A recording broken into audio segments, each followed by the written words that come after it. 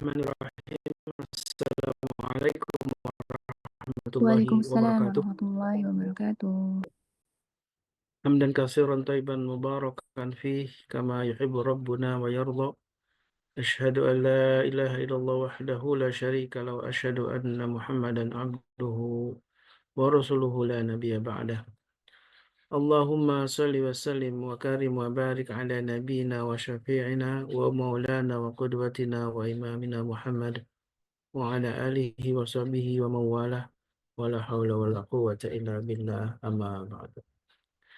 Sahabatku jamaah Majelis Keluarga Indonesia yang mudah-mudahan senantiasa dirahmati Allah Azza wa Jalla.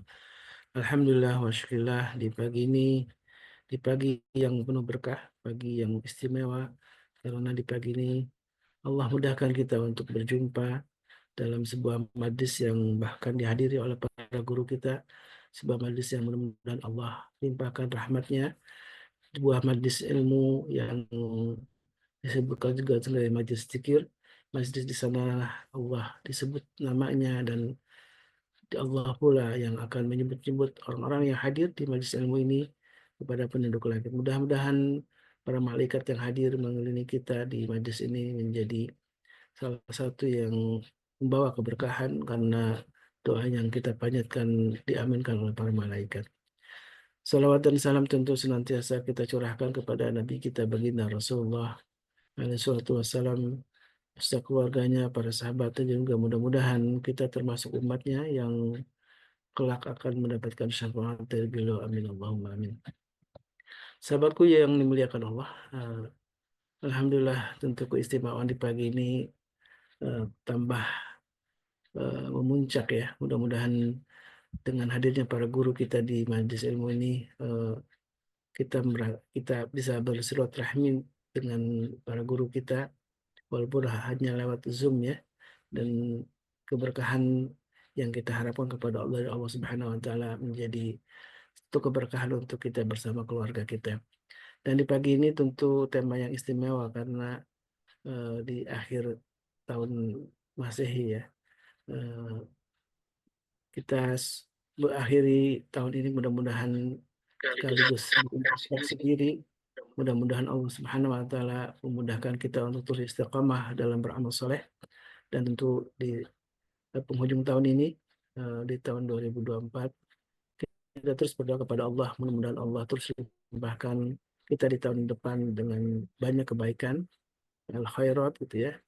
Karena di pagi ini insya Allah kita akan membuat sebuah kajian kolaboratif bersama para guru kita. Di sini ada, alhamdulillah sudah hadir guru kita Ustaz Dodi Al-Jambari, Tuan Guru Suparman, ada Ustaz Saifullah Abu Bakar, juga Ustaz Hanif sudah hadir juga ya. Barakallahu fikum, jazakumullah khairan katsira atas semua kehadiran para guru kita, dan tentu kita doakan mudah-mudahan Allah Subhanahu wa taala terus limpahkan kesehatan untuk para guru kita, dan juga tentu keberkahan dan keistiqomahan dalam dakwahnya. Dan di pagi ini tema yang insya Allah kita akan bahas, akan kita kaji tentang eh, halal global ya, karena ini potensi halal global ini menjadi sebuah fenomena yang sangat luar biasa ya.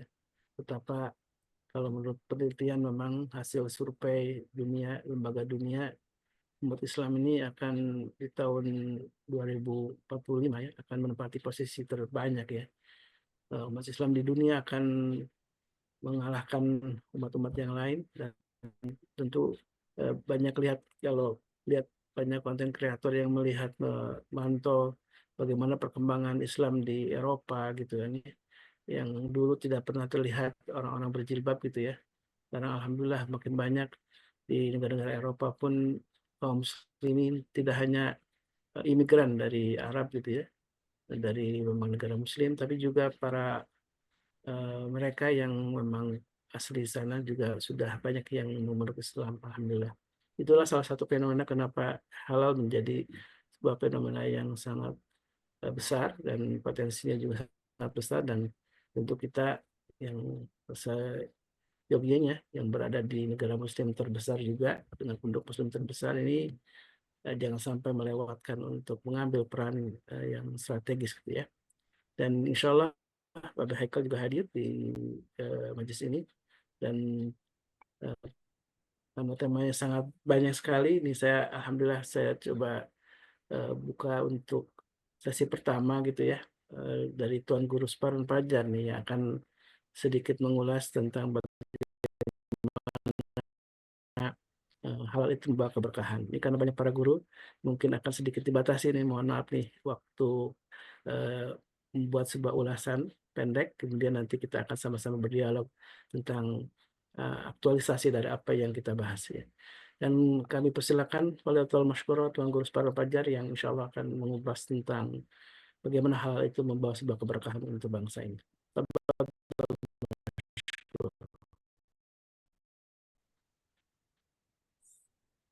Assalamualaikum warahmatullahi wabarakatuh. Waalaikumsalam. Waalaikumsalam warahmatullahi wabarakatuh.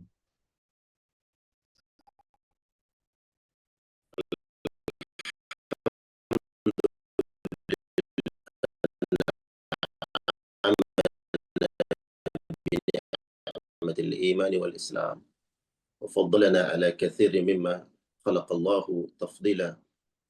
أشهد أن لا إله إلا الله وحده لا شريك له وأشهد أن محمدا عبده ورسوله. اللهم صل وسلم وبارك وكرم وأنعم على هذا النبي الكريم نبينا ورسولنا وإمامنا وقدوتنا سيدنا مولانا محمد وعلى آله وأصحابه ومن سار على نهجه واستنى بسنته إلى يوم الدين وبعد. اللهم لا علم لنا إلا ما علمتنا إنك أنت العليم الحكيم. اللهم فقهنا في الدين وعلمنا التأويل. Alhamdulillah, bersyukur kepada Allah Subhanahu wa taala di pagi hari ini dapat melihat wajah para guru, wajah-wajah yang bercahaya, bukan karena cahaya kamera HP-nya, bukan karena lampu, tapi cahaya keimanan dan semangat untuk berbagi ilmu. Ya, insya Allah ada Ustadz Dodi. Tapi kabar Tuhan? Masya Allah. Ustadz Saifullah, apa kabar Ustadz? Alhamdulillah, khair. Ustadz Hanif, Masya Allah. Ini satu alamater sama beliau. Masya Allah, tabarakallah. Syukran Ustadz Khalis yang memandu kajian kita, dan Babi Hakal yang insya Allah akan mempersamai kita semua di ruang ini untuk sama-sama diskusi dan talabul ilmi. Salawat salam kepada baginda Nabi Muhammad SAW, kepada keluarga dan sahabat-sahabatnya. Kita berharap berdoa kepada Allah Subhanahu Wa Taala. Semoga kita semua insya Allah kelak di akhirat dikumpulkan bersama Nabi yang mulia, dukhulul jannah, masuk surga bighairi hisabin wala adab. Amin ya Allah. Amin ya rabbal alamin. Karena waktunya tentu singkat sekali, nanti akan juga kita mendengarkan taujih, paparan, dan penyampaian dari guru-guru yang lain. Para sahabat sekalian Allah muliakan, di antara perkara yang menjadi perhatian daripada orang-orang beriman adalah tentang perintah Allah Subhanahu wa taala. Umat Islam itu selalu konsen dengan dua hal. Yang pertama adalah perintah, kemudian adalah larangan. Nah, dua dimensi ini tentu menjadi tolak ukur ketakwaan dan keimanan seseorang kepada Allah Subhanahu wa taala. Bagaimana dia merespon perintah Allah, kemudian bagaimana dia memperhatikan ya dan menjauhi apa-apa yang dilarang oleh Allah Subhanahu wa taala. Salah satu poin yang tentu kita pahami bersama di antara perintah Allah Subhanahu wa taala bagi orang-orang beriman, dan itu menjadi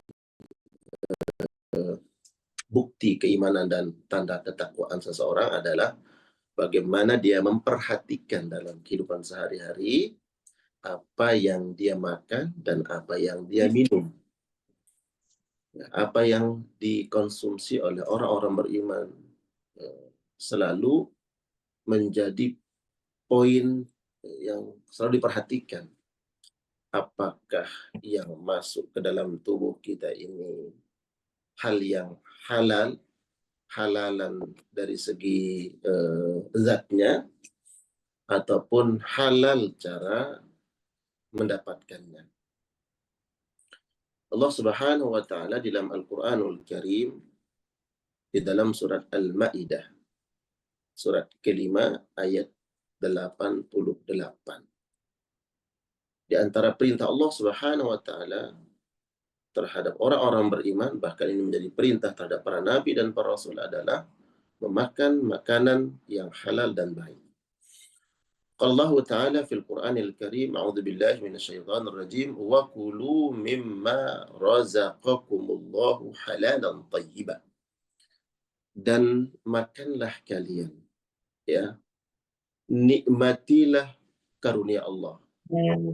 Kalau dalam tafsir nanti kita temukan kata kulu itu adalah include di sana asyarbu, ya, makan, minum, menggunakan pakaian, berhias, ya, itu termasuk dalam perintah wa kulu mimma razaqakumullahu halalan thayyiban. Makan dan minumlah, ya, dan berpakaianlah kalian. Itu masuk kan, ya. Dari mana kita membeli pakaian, kita gunakan apa, dan seterusnya.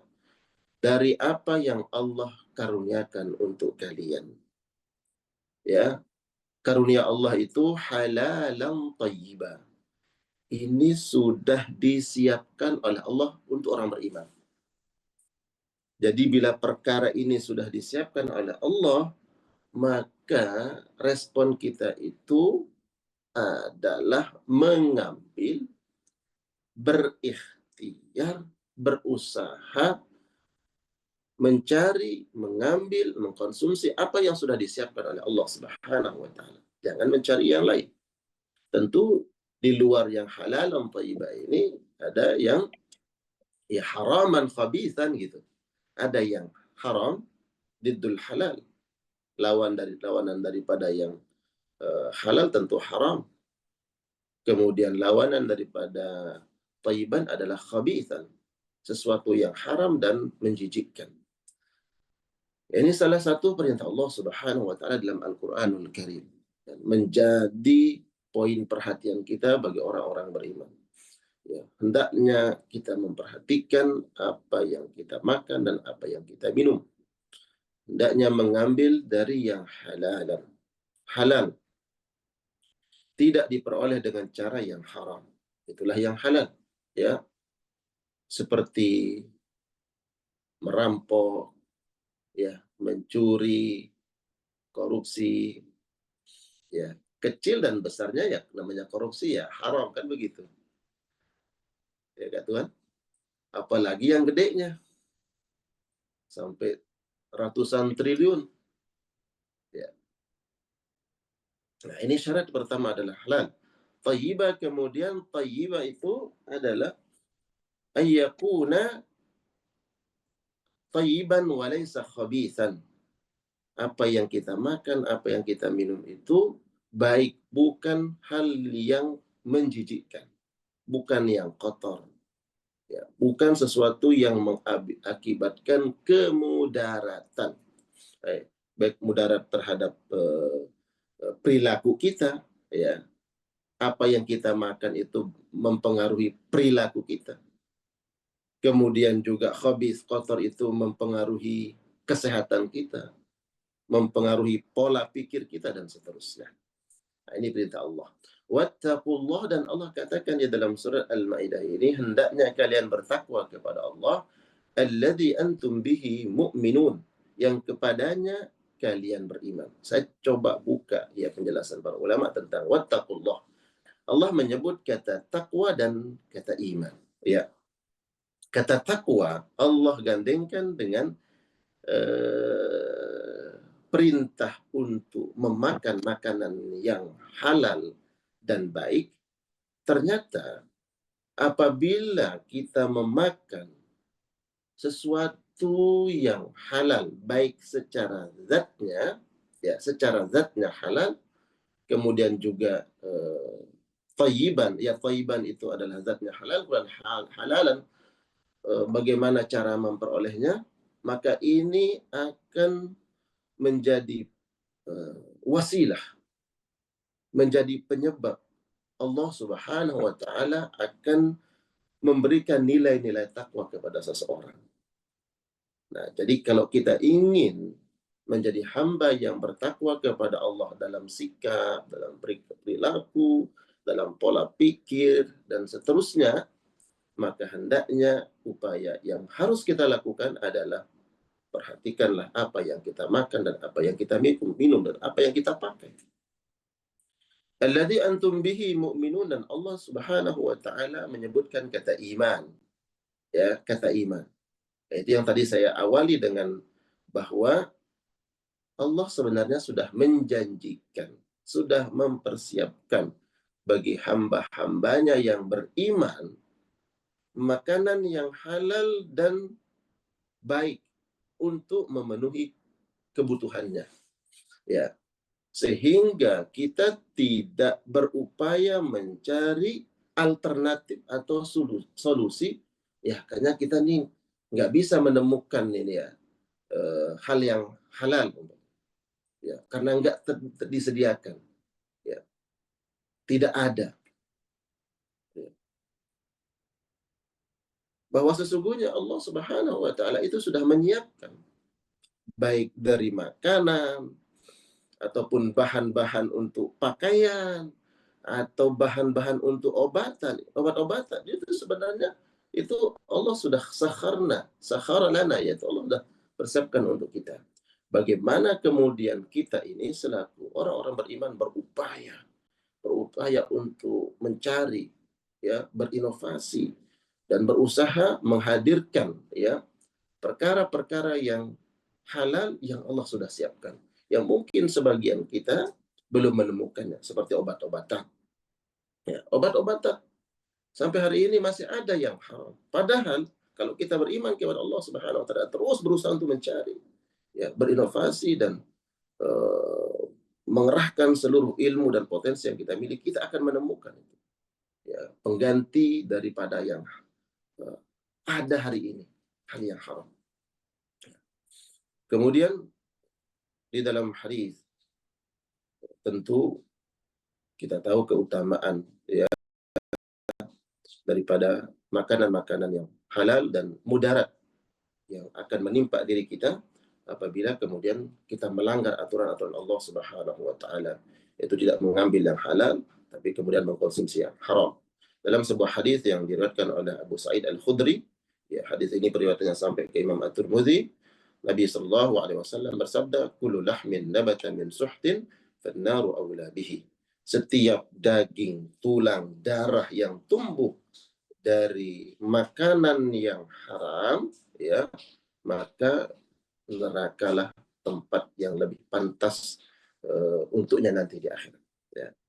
Nah, jadi ini warning, tahdzir dari Allah Subhanahu wa taala. Dan kita menemukan ayat-ayat yang memerintahkan kita untuk memakan makanan yang halal, menghindari perkara-perkara yang haram, karena makanan yang halal akan menghadirkan keberkahan pada diri kita, keberkahan kepada keluarga kita, dan ini akan nanti berpengaruh terhadap anak-anak kita. Kalau kita berikan makanan yang halal, ya, yang halalan thayyibah, maka insya Allah Allah akan menitipkan dalam kalbu mereka ketakwaan kepada Allah dan akan menguatkan iman-iman mereka. Allah alam bisawab, karena waktu yang tertulis mungkin saya cukupkan paparan ini, semoga bermanfaat untuk kita semua. Barakallah. Amin. Masya Allah. Ahlan babe, kafal hal. Tuan Guru, Masya Allah. Sehat be ya. Tuan Guru, Masya Allah. Apa kabar? Khair, insya Allah. Bener banget yang antum bilang itu. Ana yang setiap hari ini nih bergelut dengan halal, apa namanya, bercampur segala macam, hanya bisa bertahajud malam hari itu menangis Tuan Guru kepada Allah. Betapa tugas yang diberikan pada hakikatnya ini adalah tugas dari amanah dari Allah sebenarnya untuk ngeberesin. Hari ini makanan yang kita makan itu berantakan, Guru. Berantakan, bener-bener berantakan.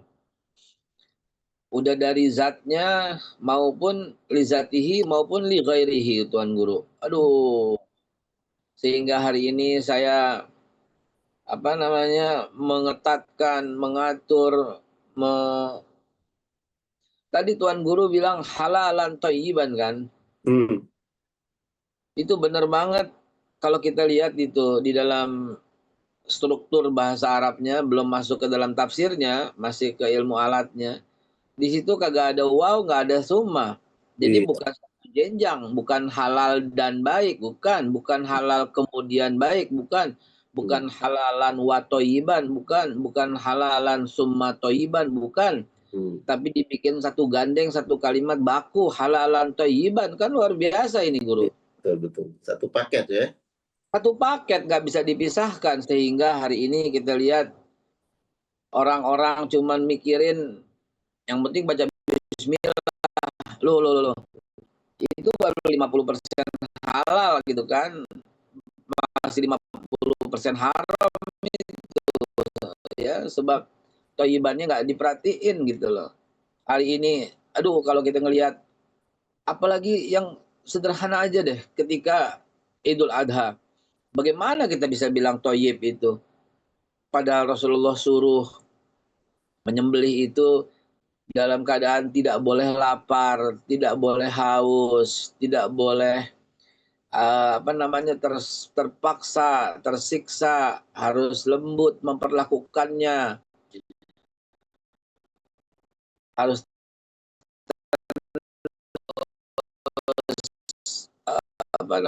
kalau kita bilang kan animal welfare itu kan ada 4, tidak boleh dalam keadaan tersiksa gitu. Hari ini kita lihat untuk menyembelih hewan kurban itu disengkat, diikat, dibanting, ditarik buntutnya, diputar kepalanya. La haula wala quwata illa billah. Kalau Rasulullah Shallallahu Alaihi Wasallam suruh tajamkan pisau, kan bukan cuma berarti tajamkan pisau, berarti kan lengkap dengan segala perlakuan.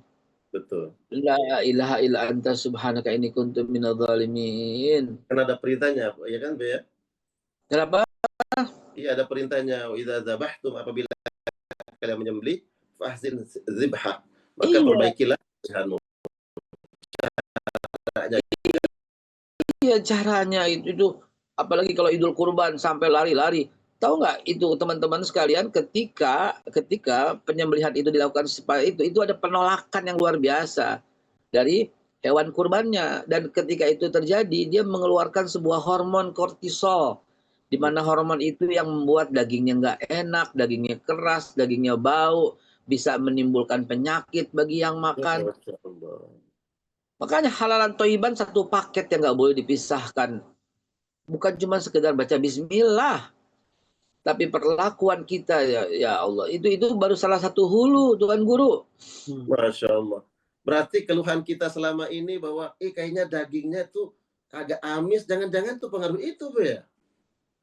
Iya, benar banget. Itu baru gitu ya. Itu baru salah satu. Oh, Akbar. Jadi saya keliling sampai ke RPH saya masukin Tuan Guru ke tempat-tempat pemotongan hewan, saya latih ulang tuh juru sembelihnya, saya kumpulin juru sembelihnya. Habis ini Januari juru sembelih se-Indonesia saya kumpulin ini. Dari sana mulanya semua perbaikan Indonesia. Ambil waktu, ambil peran setiap orang. Saya perannya dari mulai hulu memperbaiki makanan. Juga yang masuk ke Indonesia, Guru. Kemarin Pak Selo menemukan sesuatu yang sangat menyakitkan hati.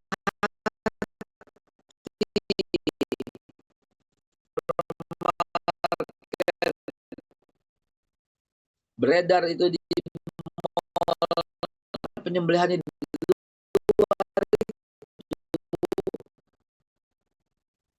banyak yang ditusuk jantungnya, Guru. Dengan kami yang kirim itu utusan juru sembelihnya, kami yang kirim. Berat banget dibereskan semuanya. Rabbana la tu'akhidna in nasina aw akhtana. Indonesia ini betul-betul jadi sekarang menjadi bagian dari melindungi segenap bangsa dan seluruh dari Aceh sampai Papua.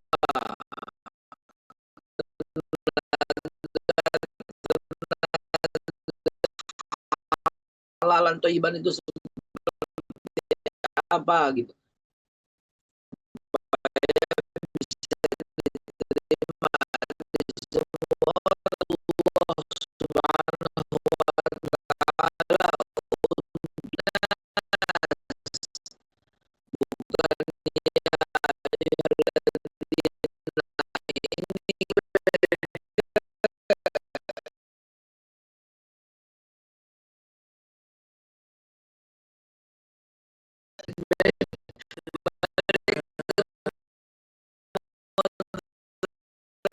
Akhirnya Pak ya, ternyata negara-negara non-muslim pun mereka membuat sertifikasi halal. Itu yang saya jadi membuat ajab Luar juga ya. biasa. Mereka punya sadar bahwa nanti umat Islam ini akan menduduki posisi paling banyak di dunia, dan mereka tahu bahwa mereka perangkat halalnya Pak ya. Luar biasa, betul sekali, betul sekali. Untuk diketahui, negara nomor 1 di dunia dengan penghasil produk makanan halal itu adalah Cina, gitu. Cina itu telah memproduksi 1 tahun itu 38 miliar US dollar itu. Masya Allah. Nomor 2, negara yang paling banyak dalam memproduksi makanan halal itu adalah Amerika. Ya, nomor 3 ya Korea.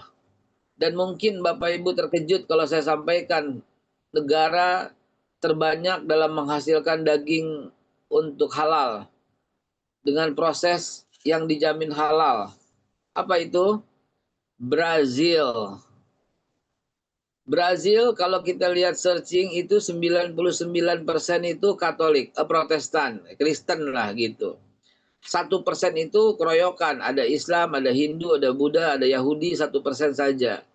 Mengapa negara dengan 99% itu Kristen, kok dia maunya makanan yang halal saja? Sebelum dijawab, saya kasih lagi kuis. kuis. Baik, Weh. Mengapa negara Korea yang agamanya ya begitulah begitu, hanya mau memproduksi halal? Kemarin datang ke kantor, minta pelajaran lah gitu.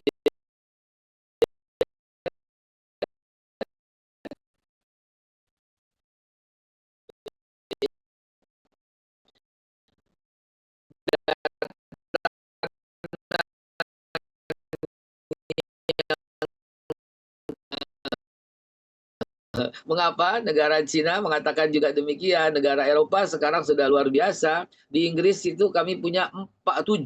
Di Inggris kami punya 7 kantor ya lembaga perwakilan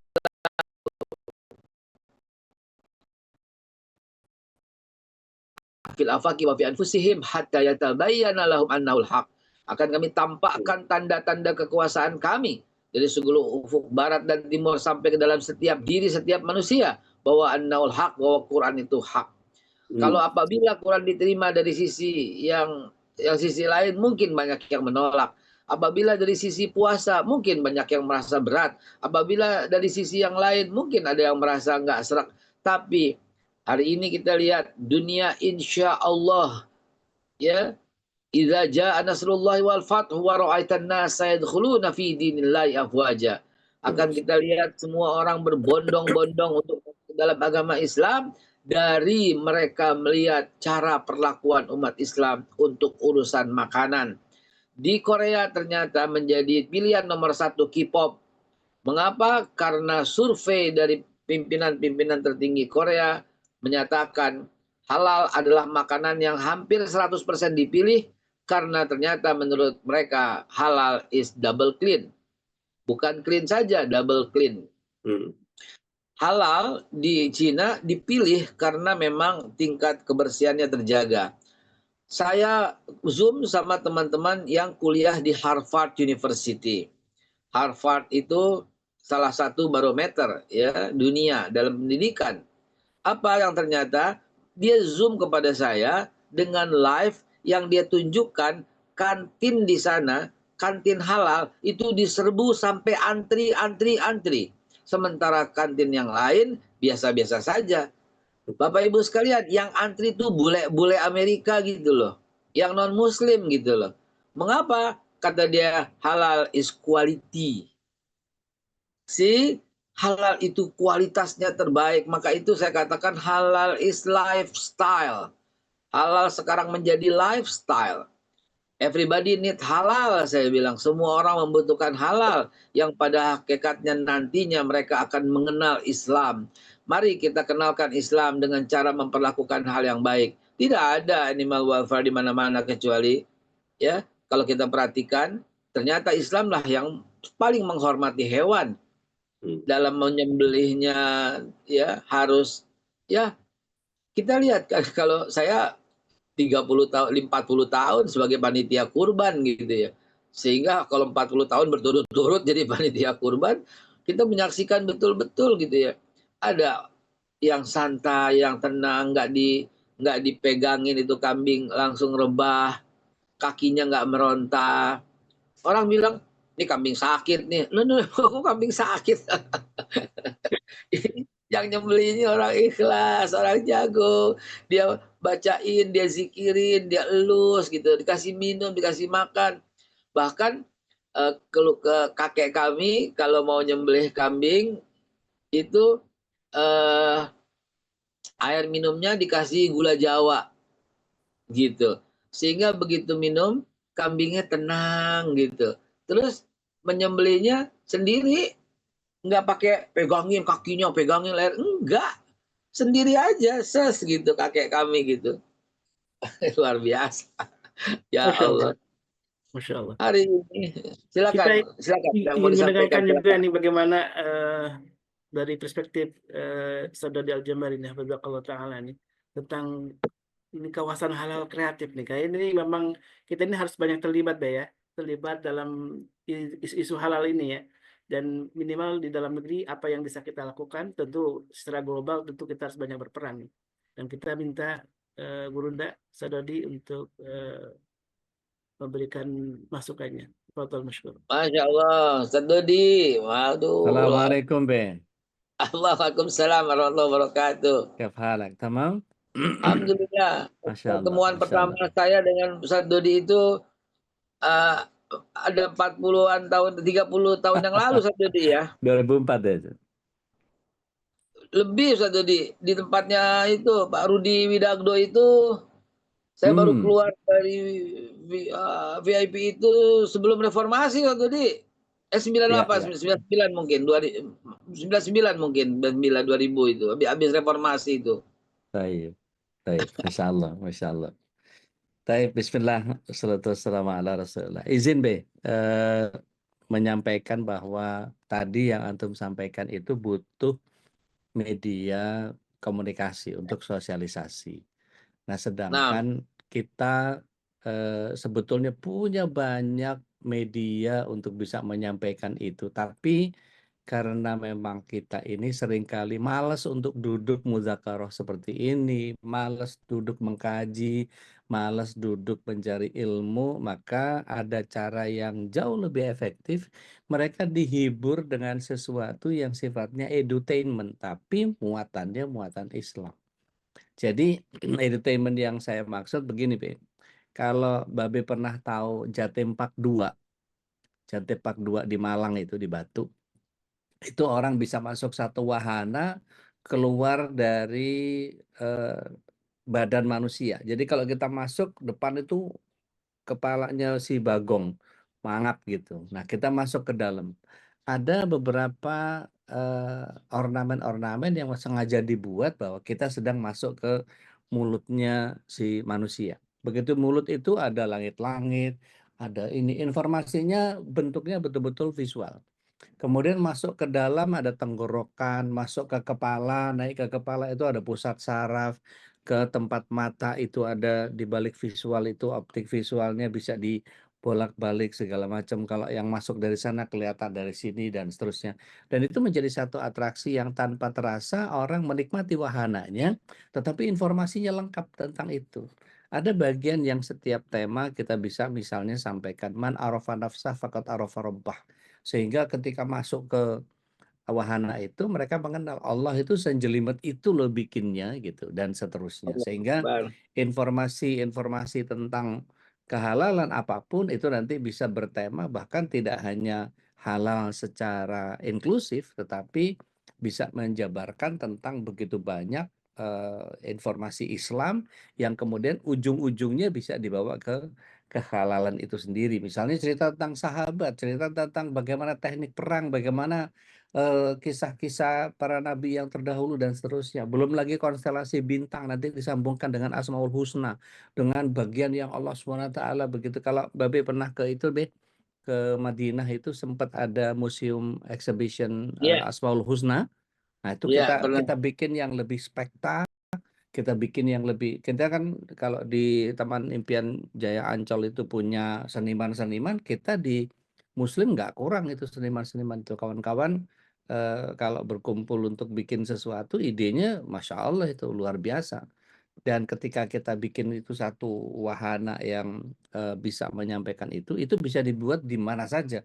Dan itu baik yang insiden maupun yang sifatnya permanen, artinya nggak butuh tempat yang sangat besar begitu. Tapi kalau diperkecil miniaturnya bisa menjadi film, bisa menjadi serial video di YouTube atau di Lahtub atau dimanapun, atau kemudian kita bisa sosialisasi dengan bentuk animasi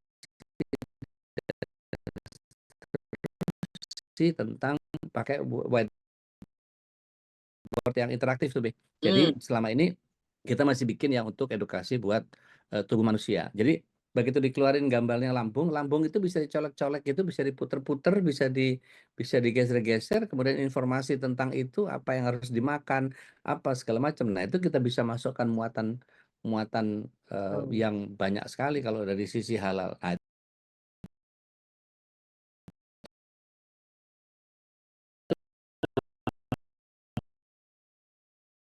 terus kenapa babi haram dan seterusnya.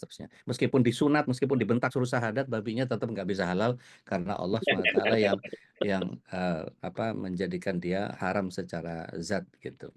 Dan banyak Baik. sekali kalau kalau kita kemudian mau membuat itu gitu kan. Ana juga nyiapin untuk materi manasik juga sehingga semua bagian yang bisa diinformasikan bisa dengan multimedia yang bisa disampaikan seperti itu. Anda pernah main di Bekasi itu di Sumarekon pernah ada masuk dari mulai kepala yang instagramable yang punya dendrit di otak itu sinar yang terang benderang semua anak-anak bisa foto di situ tanpa mengetahui bahwa itu adalah sel saraf yang ada di otak yang ketika kita makannya yang haram itu mati. Nah, itu kan bisa disimulasikan Allah seperti itu. Akbar. Nah, ketika masuk ke perut itu kita betul-betul masuk ke sela-sela. Jadi kayak kita ada di usus besar gitu, Be. Jadi Nah, dipencet-pencet sama ada bahan-bahan vinil teoretik gitu. Jadi kita kayak masuk ke sela-sela itu. Jadi kita jadi kotoran gitu keluar dari perut perut orang gitu sampai keluar gitu. Kayak gini rasanya jadi tokai ya gitu. Jadi begitu sampai keluar itu betul-betul wah ini keluar dari dubur ini tanpa itu. Jadi kita tahu betul bahwa in every single detail kita kelihatan nanti kita mulai dari mana sampai ke mana dan seterusnya. Itu kan masih kita bisa tambahin dengan foto-foto di CCTV per sesi itu kalau antum ingat di Madinah itu di Museum Asmaul Husna di bagian akhir kan selalu ada foto-foto yang selfie-selfie itu. Nah, itu bisa direka di setiap tempat, bisa jadi souvenirnya buat mereka. Dan itu secara uang sih nggak usah khawatir karena pasti pasti HTM-nya juga bisa kita manfaatkan, nggak usah.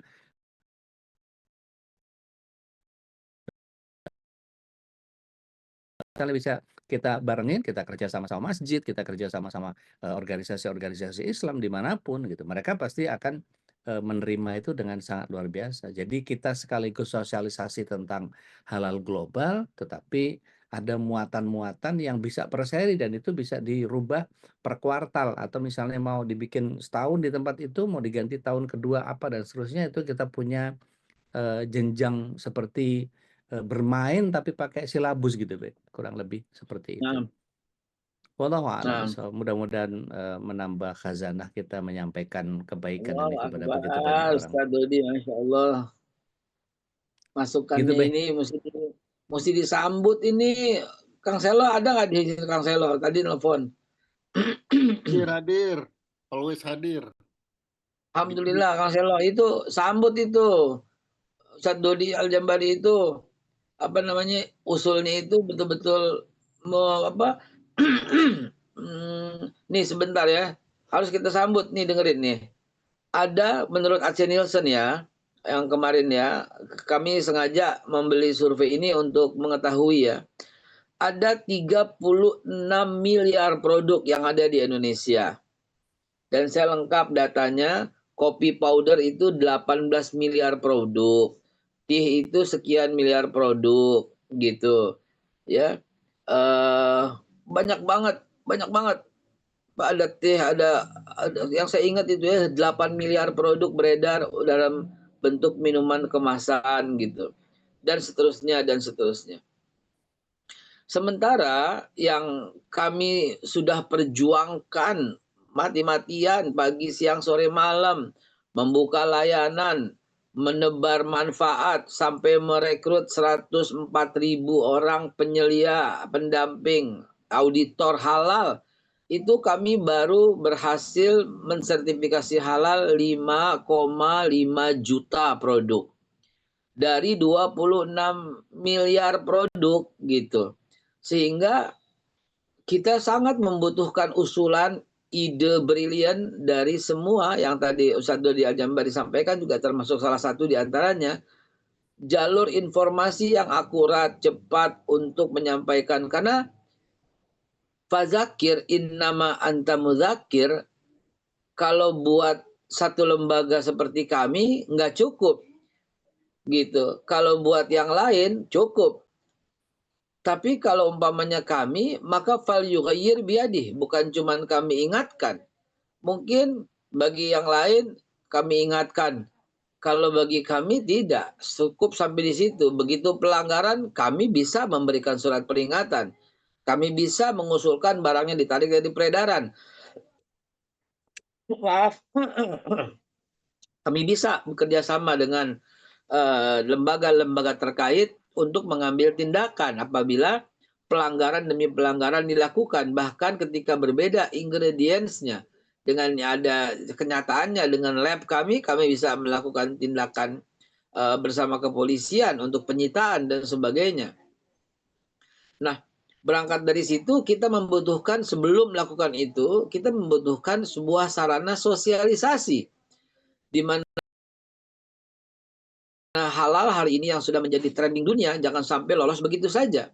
20.650 triliun. 20.000 triliun ini kan berarti kan 20 kuadriliun. Ya, 650. Jadi 20.650 semuanya itu triliun beredar tahun 2024 kemarin untuk mengurusi makanan halal. Dan Indonesia baru mendapatkan 627 triliun dari 20.000 kue. Kalau kue marketing ya. Dan ternyata kita masih kalah dengan Malaysia. Kita punya penduduk 270 juta, sementara Malaysia punya penduduk nggak sampai 40 juta, tapi mampu menjadi leading dalam sektor makanan halal dunia. Berarti ada yang salah kan dengan proses kita kan? Ada yang tidak tertib halal kan? Kami sudah halal kok katanya. Kami sudah halal kok katanya. Loh, di Indonesia bukan cuma pengakuan lisan yang disebut halal, harus ada sertifikasi, harus ada auditornya, harus ada penyelianya, harus ada supervisinya, harus ada authorized-nya, baru Anda bisa menyatakan halal. Begitu. Oke, Anda halal.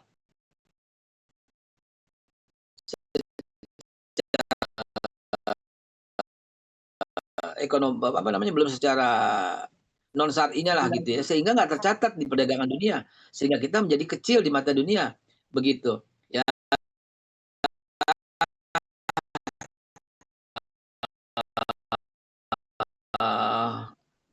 nikah gitu ya, nikah secara syar'i tapi tidak tercatat di catatan sipil begitu kan.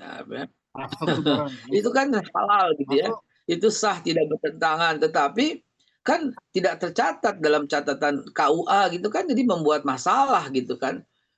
Nah, begitu juga ribetnya ntar urusan gonogini, harta, waris dan sebagainya, itu akan jadi masalah buat negara.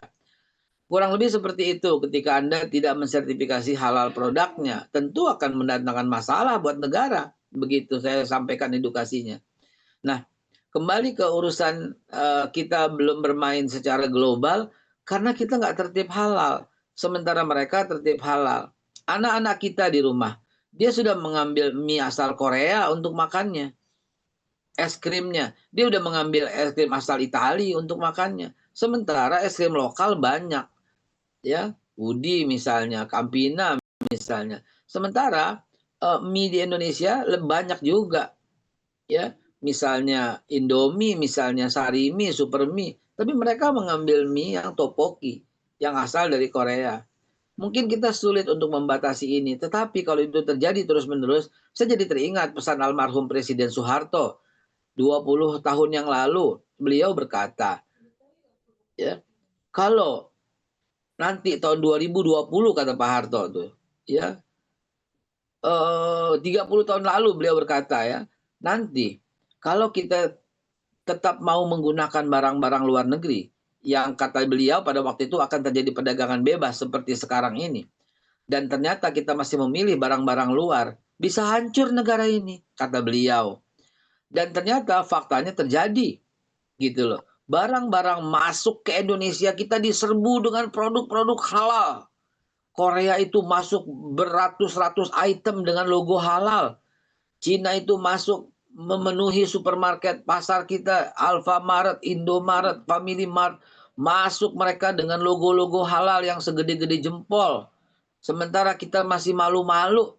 Akibatnya apa? Secara psikologis, masyarakat Indonesia yang religius ini akan mengambil produk halal itu. Maka inilah awal mula kehancuran bangsa, di mana UMKM kita pada bangkrut. Nah, karena itu betul sekali diskusi-diskusi seperti ini penting sekali untuk kita lakukan sebagai ajang sosialisasi. Demikian tanggapan kami ya untuk Ustadz Dodi, guruku Al-Jambari yang saya cintai. Baik, Beh. Izin sepatah kata Ustadz Kholis, Babe, izin sepatah kata. Mungkin dulu Badan Halal masih bicara tentang agama karena di bawah Kemenak, sehingga seluruh produk itu menjadi berjarak gitu dengan Badan Halal. Dia hanya datang untuk urus halal, habis itu pergi dan selesai. Mungkin ini saatnya ketika dia lepas dari Kemenak dan menjadi milik seluruh umat, menjadi kepentingan menjadi masyarakat Indonesia, merangkul seluruh pihak, Beh. Merangkul seluruh pihak itu menjadi kunci, Beh. Gitu. Genius. Kan kita betul, kita bikin aja tadi itu, dia tuh bikin kawasan halal gitu di mana, kan keren itu. Ini jenius. Kang Selo, di Korea ada satu kawasan industri yang ratusan hektar lah, kalau kita bilang seperti MM2000 atau kawasan industri Pulau Gadung. Di tengah-tengahnya dia bikin halal manufacture. Oh, cakep tuh. Semua produk-produk yang ada di dalam kawasan itu sebelum keluar harus melalui halal manufacture. Dan di Korea itu dia jamin semua produk yang keluar dari tempat itu semuanya dijamin halal. Ini untuk konsumsi dalam negeri Korea, bayangin. Korea ada berapa Islamnya? Nggak sampai 3% kalau saya tidak salah. Tetapi lihat, kenapa? Karena masyarakat di sana maunya halal. Sampai disiapin ke ekosistem halal, manufaktur halal. Brazil yang tadi kepotong ya, Brazil dengan tingkat agama 99% itu Kristen, dia hanya mau halal karena, oh ya, di Kamboja ada halal land, bayangin gitu ya. Di Thailand ada halal kitchen gitu ya. Di Brazil sampai akhirnya Brazil membuat pabrik di Saudi Arabia. Kenapa? Karena Saudi Arabia memfasilitasi betapa Brazil memperhatikan urusan halal, sehingga kerjasama dengan perusahaan dia Saudi Arabia, dibuatlah pabrik segede-gede gaban di Saudi Arabia untuk mensuplai Middle East. Bayangin, dia supply ke Jordan, dia supply ke semua negara-negara Arab, dia ke Oman, ke Bahrain dari Saudi Arabia, tapi yang punya tuh Brazil. Dan angkanya tercatat sebagai angka ekspor Brazil. Itulah sebabnya Brazil jauh melampaui kita Indonesia. Ya, benar apa yang Kang Selo katakan. Mereka memulai halal untuk rahmatan lil alamin. Mereka yang menjalankan sunatullahnya dengan kalimat ya ayuhan nas. Sementara kita masih belum berpikir global. Halal itu Islam, halalisasi itu Islamisasi, halal untuk orang Islam, halal untuk orang no, halal bukan sekedar konsep Islam saja. Halal emang konsep Islam, Islam yang memperkenalkan, tapi untuk seluruh umat manusia. Kalau kita masih eksklusif aja halal untuk begini di bawah Departemen Agama misalnya, diperlakukan sebagai bagian daripada agama only begitu, maka kita nggak akan berkembang. Benar Jenius.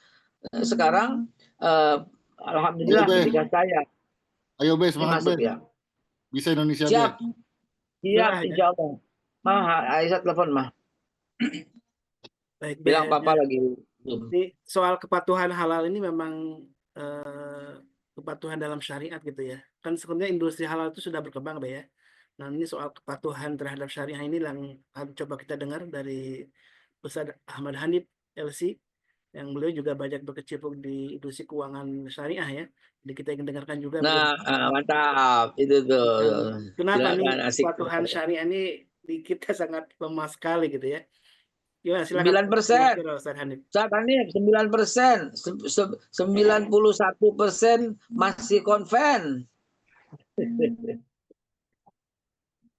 Ya, mohon izin. Babe Haikal. Ya, alhamdulillah.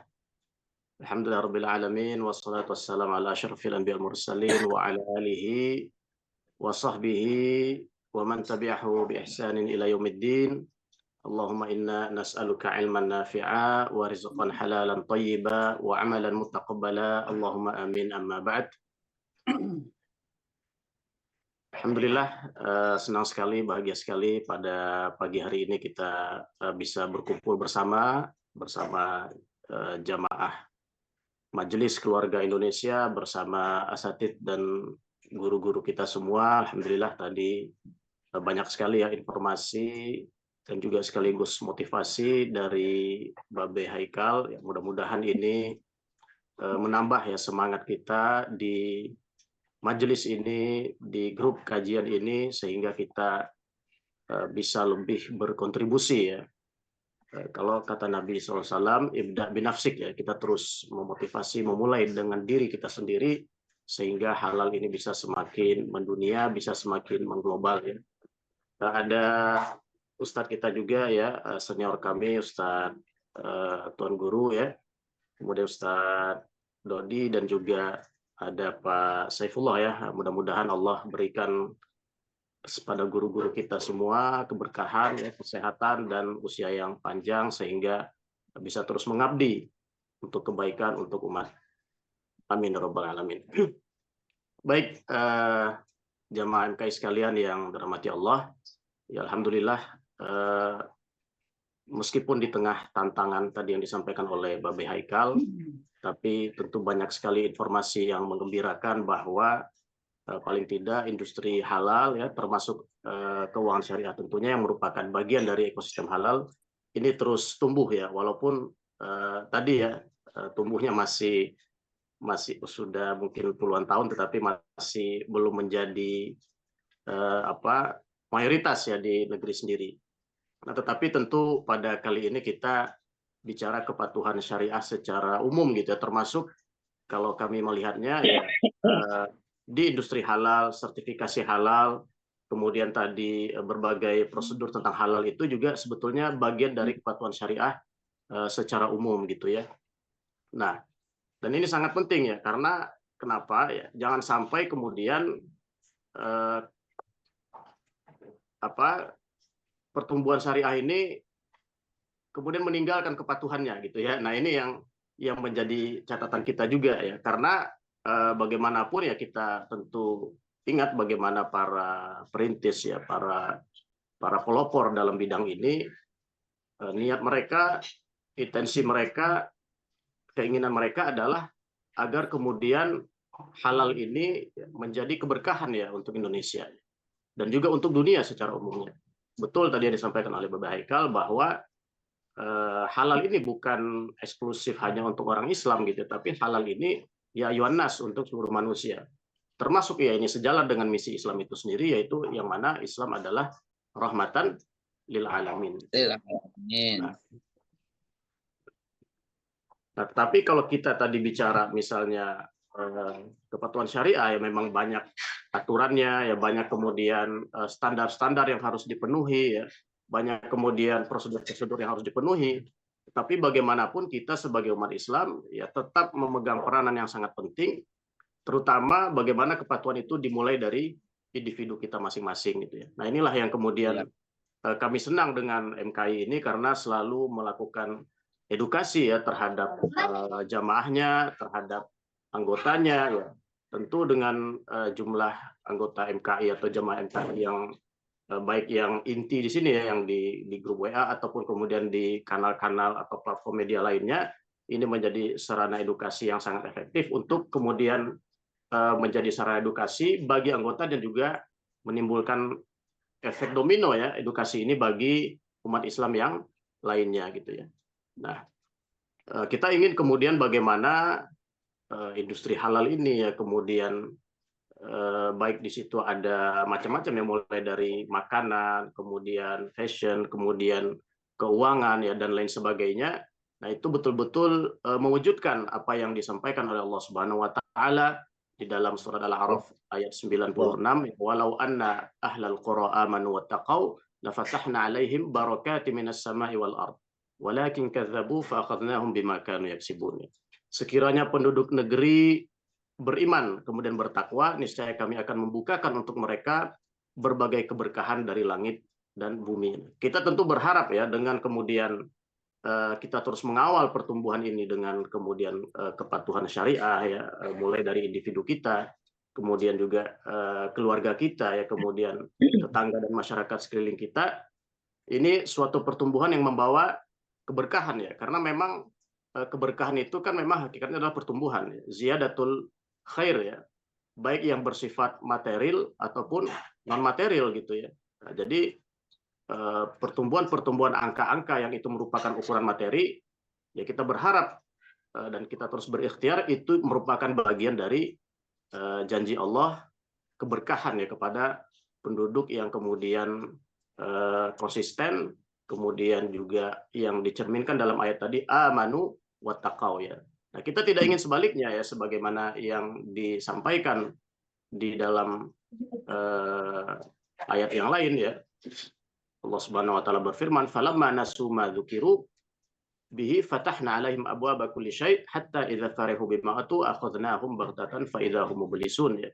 Maka ketika mereka melupakan peringatan yang telah kami berikan kepada mereka, kami pun membukakan pintu-pintu segala sesuatu. Artinya terbuka pintu-pintu pertumbuhan, terbuka pintu-pintu ekonomi, terbuka pintu-pintu harta, tetapi ternyata ini bukan merupakan bagian dari keberkahan. Nah, inilah yang kita sebut bagian dari istidraj. Na'udzubillah min dzalik. Nah, tentu ya mudah-mudahan ya bersama guru-guru kita yang ada di sini khususnya ya, kita mulai dari diri kita ya, kemudian yang kemudian double-nya ya kita menjadi muslim ini ya, tadi di samping kalau kita makan, di samping kita kenyang, kita juga dapat pahala kan begitu ya. Nah, kemudian juga di samping kita muamalat, kita jual beli, kemudian kita dapat pahala gitu ya. Bayangkan kita tadi menyembelih hewan, menyembelih itu kan sebetulnya mematikan ya, membunuh gitu ya. Kemudian dilakukan dengan cara-cara yang syar'i, secara sesuai syariah, tapi ternyata itu menjadi suatu pahala, menjadi suatu keberkahan yang bahkan kemudian keberkahan itu tadi sampai pada bagaimana daging yang dikonsumsi itu bisa juga bermanfaat untuk kesehatan kita semua. Barangkali ini dari kami ya, tentu sebagai tazkirah ya untuk kami sendiri dan juga untuk kita semua ya. Mudah-mudahan ya dengan terus kita dibimbing oleh, alhamdulillah nih Babe Haikal sudah luar biasa tadi disampaikan, beliau sekarang tidak hanya bilisan ya, tetapi juga biliat gitu ya, Be ya. Ya, mudah-mudahan Naam. Insyaallah, amin ya Maulana.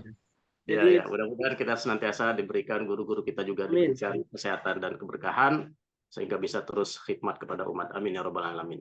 Amin, Allahumma amin. Jadi ini badan halal yang dipimpin Babe ini menjadi pembuka jalan untuk keberkahan bangsa ini, Be.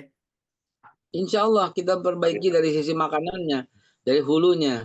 Rupanya itu tuh. Jadi benar apa yang tadi Tuan Guru sampaikan.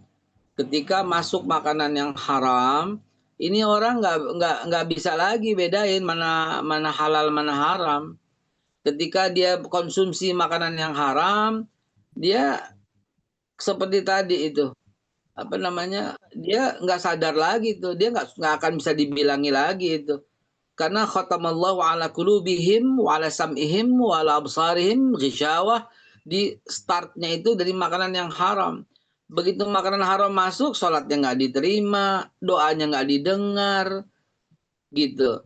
Dan orang mendengarkan kebaikan juga nggak bakal masuk ke dalam hatinya. Sehingga sehebat apapun metode dakwahnya, secanggih apapun caranya, dengan cara hipnoterapi, dengan cara visual, auditori, kinestetis, berbagai macam teknik-teknik dakwah, nggak akan bisa masuk ke dalam hatinya tanpa pertolongan Allah yang dimulai dari makanan yang halal. Kenapa anak ada yang bandel, nggak sholat, apa semua? Ya koreksi aja dari bapaknya. Selama ini ngasih makannya barang haram atau barang halal.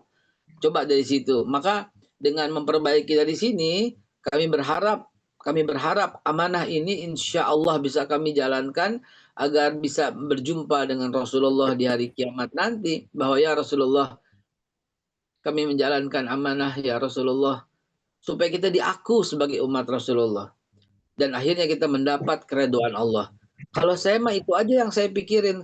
Gimana ceritanya supaya kita diaku sebagai umat Rasulullah dan kemudian mendapat ridho Allah? Karena itu kan nggak bisa berbolak-balik. Nggak mungkin dapat ridho Allah tanpa umat Rasulullah. Dan nggak bisa juga ketika umat Rasulullah saja semata, kecuali dengan ridho Allah. Itulah sebabnya asyhadu alla ilaha illallah wa asyhadu anna Muhammad Rasulullah, satu paket yang nggak bisa dipisah-pisah. Maka kita berusaha mengakui diri sebagai umat Rasulullah dengan cara apa? Berkontribusilah kepada umat. Mungkin itu ya kontribusi yang kami bisa berikan supaya makanan diperbaiki sehingga anak-anak Indonesia nanti ke depan itu menjadi anak-anak yang peka terhadap haraman. Ya, bukankah Al-Furqan itu datang ketika kita takwa dulu gitu kan? Kalau kita urutkan kan ya ayyuhallazina amanu kan kutiba alaikumusiyam kama kutiba alal ladzina min qablikum tattaqun ketika puasa. Dan kemudian setelah takwa baru kan syahrul ramadan allazi unzila fil qur'an hudan subainat minal huda wal furqan. Ya, baru dia bisa membedakan yang hak dan yang batil. Bagaimana mungkin bisa membedakan hak dan batil tanpa takwa? Bagaimana mungkin takwa bisa terwujud kecuali dengan memperhatikan hal yang masuk ke dalam badan? Itulah sebabnya ketika bicara soal puasa, ujungnya takwa. Ketika bicara soal makanan haram halal, ujungnya takwa. Kenapa? Karena itu berdampak kuat untuk menciptakan, kalau dalam bahasa globalnya, insan-insan mandiri paripurna lah begitu. Tetapi sebenarnya dalam Islam itulah ya mukmin muslim muttaqin begitu, yang mampu membedakan hak dan yang batil.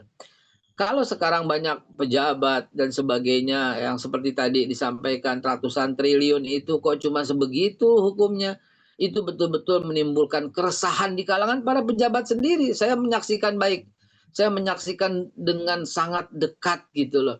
Betapa banyak sekali yang risau dengan keputusan itu, termasuk presiden. Ya, bahkan dalam kemarin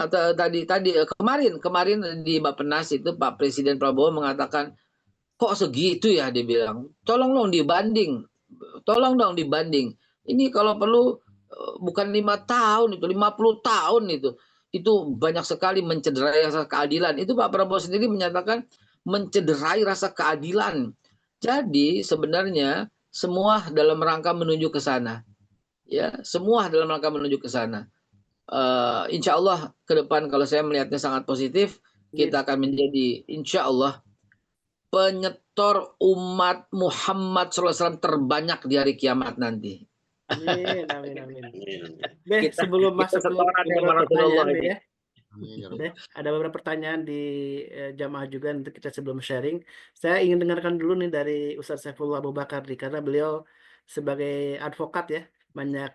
Karena tadi kan kata Babe, kalau yugoyir biyadi nih ya, maka haruslah ubah dengan kekuasaan dengan tangan itu ya. Tentu nih jaminan hukum itu penting ya.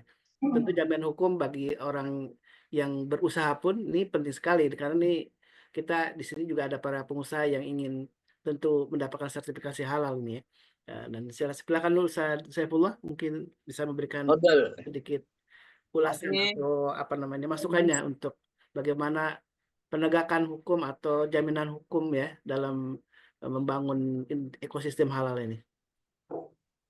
Ya, terima kasih Ustaz Khalis. Babe, izin. Siap. Bismillahirrahmanirrahim. Assalamualaikum warahmatullahi wabarakatuh. Waalaikumsalam warahmatullahi wabarakatuh. Alhamdulillah wassalatu wassalamu ala Rasulillah la haula wala quwwata illa billah. Amma ba'd. Alhamdulillah pagi hari ini saya mendapatkan pencerahan dari guru-guru saya, ada Babe Haikal Hasan, ada Tuan Guru Farman Fajar, ada Ustadz Dodi Al-Janbari, Masya Allah. Afwan, kita masih belum bisa berkoordinasi secara intens nih terkait yang tadi digital. Masih agak cari waktu belum ketemu kita Ustadz. Insya Allah ada waktunya, Ustaz. Ya, insya Allah. Ustadz Hanif, Masya Allah, mudah-mudahan bisa ketemu. Ustadz Zelo, Ustadz Khalis, yang mudah-mudahan kita semua ada dalam orang-orang yang bertakwa. Tadi Babeh Haikal Hasan sampaikan, sebelum kita bisa bedain yang mana hak dan batil, ya harus bertakwa dulu. Mudah-mudahan kita semuanya termasuk golongan orang-orang yang bertakwa. Amin. Menarik tentang yang Babeh Haikal Hasan sampaikan tadi terkait data, terkait satu data saja terkait kopi powder ya, di mana di situ masih terlalu banyak yang belum masuk terjaring ke dalam produk halal.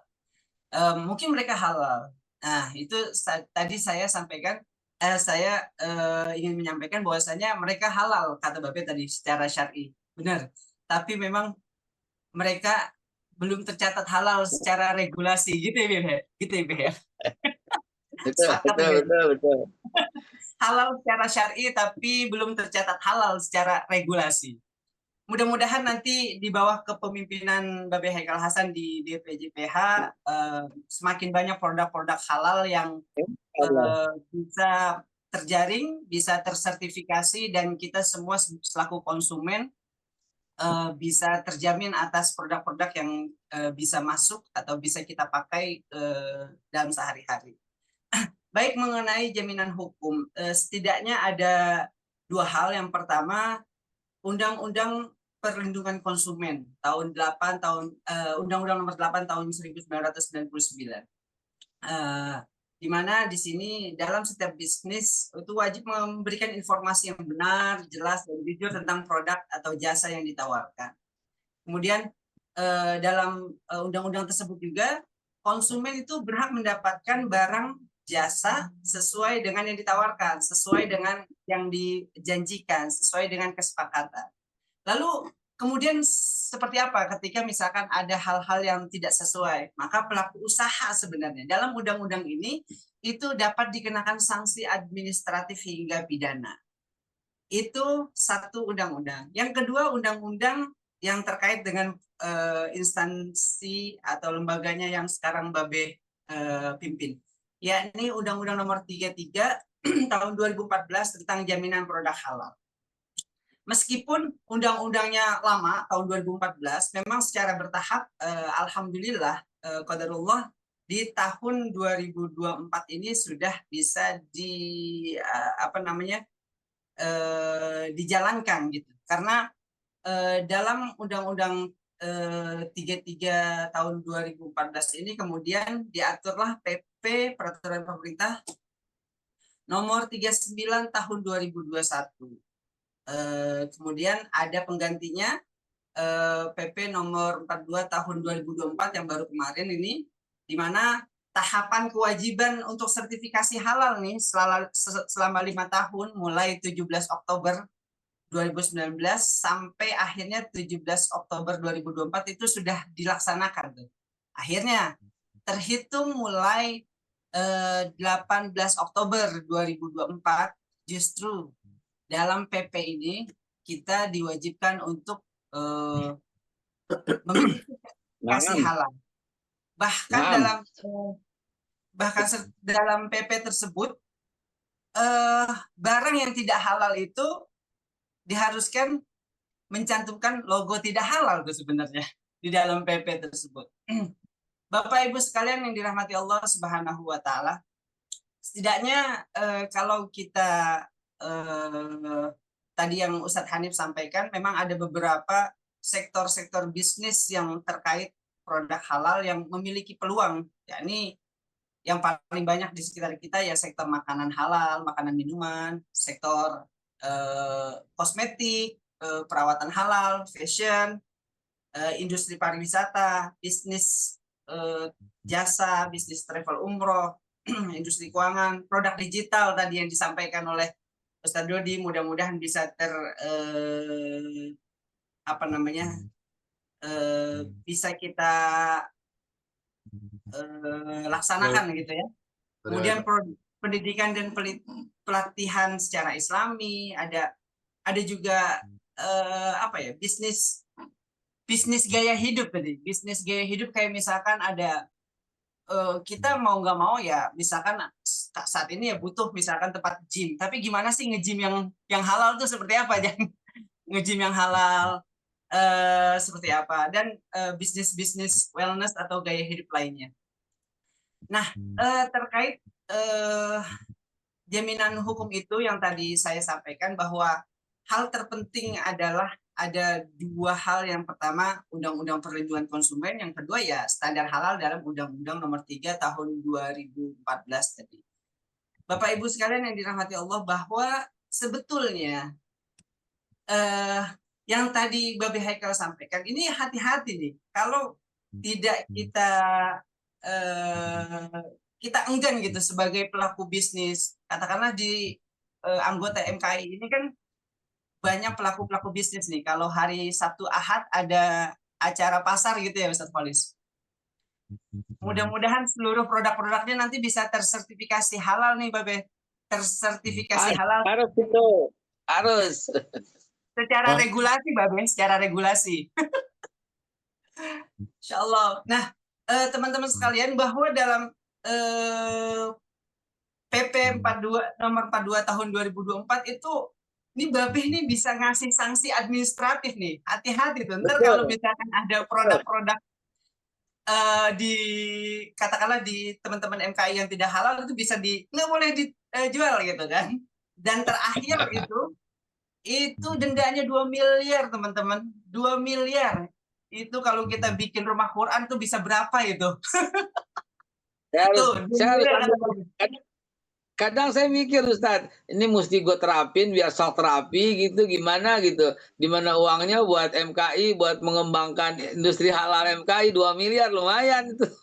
Nanti kita ngobrol deh, nanti kita ngobrol sama Ustadz Selo. Ustadz Selo, ini diundang ini. Ini diundang ke kantor ini, buat nyari duit buat MKI ini. Siap, Be. Itu satu. Yang kedua nih, peluang bisnis sebenarnya kemarin kita udah di Ahad kemarin saya udah sampaikan peluang bisnis halal untuk teman-teman MKI. Dan ternyata kalau kita semua teman-teman MKI kita bisa literasi tentang produk halal gitu, literasi tentang betapa pentingnya sertifikasi halal. Kita ngomongin PP nomor 42 tahun 2024 aja itu banyak banget peluang bisnisnya. Salah satunya kita orang-orang di sini, saya yakin banyak orang-orang yang punya potensi untuk menjadi penyelenggara LPH gitu, lembaga pemeriksa halal. Bayangin tuh, Babe tadi kan butuh orang-orang atau lembaga-lembaga untuk bekerja sama. Kita jadi nih LPH teman-teman MKI dari ujung Sabang sampai Merauke, udah selesai itu. Allah Akbar. Ini sebentar sebelum terlewat saya mesti kasih tanggapan. Kang Selo dan yang lain, kita ini saya ngitung kita masih membutuhkan 300-an lembaga pemeriksa halal loh. Nah, 320 angka hitungannya. 320 LPH masih kita butuhkan. Hayo, bikin. Mana? Bikin. Nanti Anda akan memiliki tugas dan tanggung jawab. Sekaligus ada unsur ekonominya yang baik dalam pembuatan itu yang nantinya akan terjadi. Bayangkan, salah satu LPH, sebutlah LP POM misalnya, itu mendominasi sampai 86% dari 80-an LPH yang ada. Ini kan nggak sehat, harusnya semua bisa memeriksa gitu. Tapi mana yang lain? Ayo, kami akan bantu dari sisi fasilitasi untuk sehingga terciptalah LPH lain sehingga kita membutuhkan. Ingat angkanya tuh 320 LPH lagi harus kami dirikan tahun 2025. Ya, ini mungkin setelah awal-awal Januari harus ada diskusi ini, tapi jangan online, tapi offline dan tempatnya di tempat kami. Kami undang semuanya, Kang ya. Ya, Beh. siap, Insya Allah. Fast track untuk buat LPH, fast track. Lanjut, saya sambil berjalan menuju mobil. Siap, hati-hati baik. Closing statement saya, betapa pentingnya kesadaran hukum kita. Betapa pentingnya buat teman-teman pebisnis kesadaran kita tentang legalitas. Betapa pentingnya kita selain memahami halal secara syar'i, tapi kita harus halal secara regulasi. Itu yang ingin saya sampaikan terakhir. Mudah-mudahan kita semua bisa termasuk orang-orang yang punya prinsip bahwa halal itu penting, dan buat teman-teman yang pebisnis bahwa mendaftarkan produk halal juga itu penting buat menjamin konsumen-konsumen dalam mengkonsumsi atau memakai jasa barang produk yang teman-teman bisnismen, teman-teman pengusaha berikan. Makasih, dari saya cukup sekian. Assalamualaikum. Waalaikumsalam warahmatullahi wabarakatuh. Alhamdulillah, masyaAllah, ini banyak sekali masukan ya dari para guru kita. Dan nanti ada beberapa pertanyaan dari jamaah, dari Pak Agus. Nanti kita tanyakan langsung ke Babe setelah Babe on cam ya, karena beliau masih dalam perjalanan dari rumahnya menuju mobil ya. Nanti kita akan coba komunikasikan soal batik ya. Dan ini menarik sekali gitu ya. Tadi ada usulan bagaimana kita mempunyai LPH MKI ya. Jadi lembaga penjamin halal, pemeriksa halal dari MKI juga penting. Dan kalau Ustadz Dodi malah harus bekerja sama dengan DMI, sehingga ketika kolaborasi dengan DMI, semua masjid punya lembaga pemeriksa halal. Tentu yang memang kualifikasi yang harus kita sebarkan ya. Kualifikasi harus kita samakan. Jadi banyak sekali orang-orang yang memang harus dididik, dan mudah-mudahan MKI bisa ikut berpartisipasi menjadi fasilitator nih, Kang Selo ya, Ustaz Selo ya. Jadi fasilitator untuk penyelenggaraan pelatihan-pelatihan sebagai penyelia halal yang ada di DMI, di masjid-masjid ya. Dan itu penting bisa sampai merambah ke pelosok-pelosok gitu ya. Dan ini mudah-mudahan di para guru kita juga ikut terlibat untuk ikut membina para penyelia halal mungkin dari sisi syariahnya, yang mereka harus memahami tentang dalil-dalil bagaimana kepentingan kepatuhan terhadap syariah itu, dan karena mereka punya kewajiban juga untuk mengedukasi para pengusaha yang ada di sekitarnya. Dan tentu inilah satu tanggung jawab bersama kita, dan ini bagian dari amal ma'ruf nahi mungkar ya, dan itu bagian daripada apa yang disebutkan dalam Al-Quran sebagai umat, sebagai khairul ummah, sebaik-baiknya ummah. Saya ingin minta komentar secara umum ya dari para guru kita. Silakan. Mau protes. Dari tadi nama saya Mulia yang disebut. Mestinya ini para ustadz aja diajak kumpul. Ya, silakan. Nanti kita sama ya dengan para ustadz. Baik. Guru, Ustadz Hanif, Ustadz Saiful, atur waktu minggu depan yuk kita ke kantor Babe Haikal di BPJPH. Yang penting ada kopi aman gitu. Ya.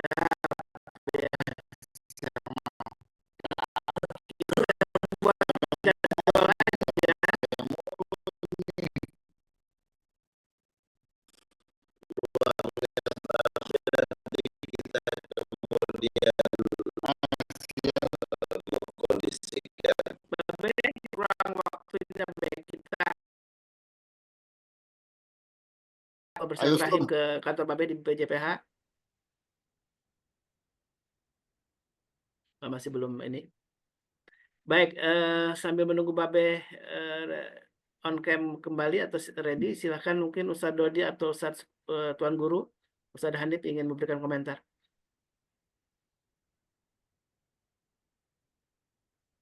Silakan Ustadz Dodi. Anda masih ngunyah sukun ini, Ai. Masya Allah. Ini di pesantren kami, ini Ustaz Dodi, itu dia semua tuh. Masya Ya, Allah. dari pesantren. Masya Masya Allah. Allah. Lo Babe lab ya? Ini terpental.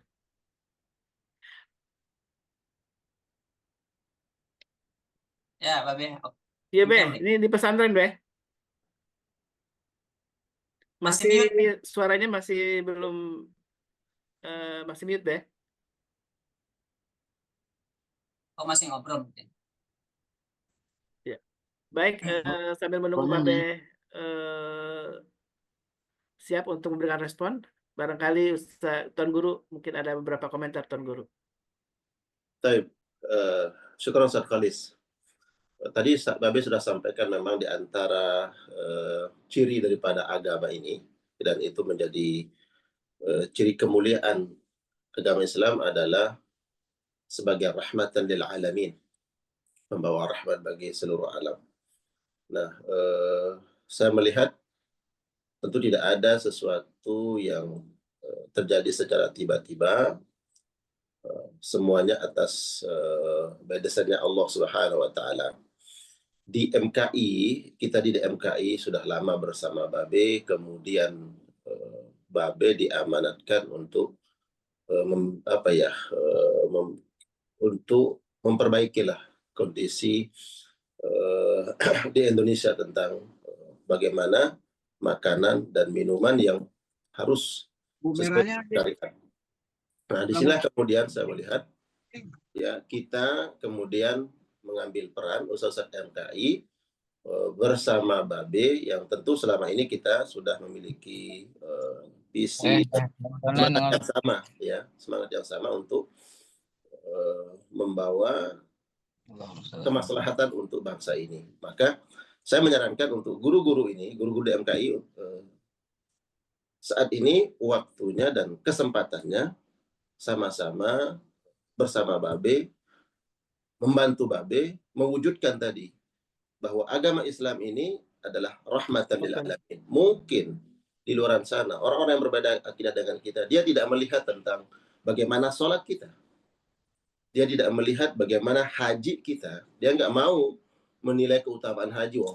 Dia bukan orang Islam gitu ya, dia juga nggak mau menilai tentang ibadah-ibadah yang lain, tapi dia akan mengetahui keutamaan dan keistimewaan Islam ini sebagai rahmatan lil alamin lewat tadi ya, lewat produk halal yang sudah diatur oleh Allah Subhanahu wa taala dalam Al-Qur'anul Karim. Maka semangat rahmatan lil alamin ini mari sama-sama kita saling bahu-membahu, bergotong royong, saling mensupport ya, terutama ketika Babe diberikan amanah dalam ruang ini.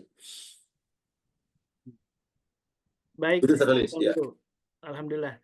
Baik, tinggal bagaimana mengeksekusinya nih, gimana dijadwalkan, kapan bisa ketemu dengan para guru nih, karena tadi sudah siap kita untuk membersamai Babe untuk ikut membantu dalam membangun, mengkampanyekan atau melakukan edukasi tentang kehalalan ya. Ini gitu deh.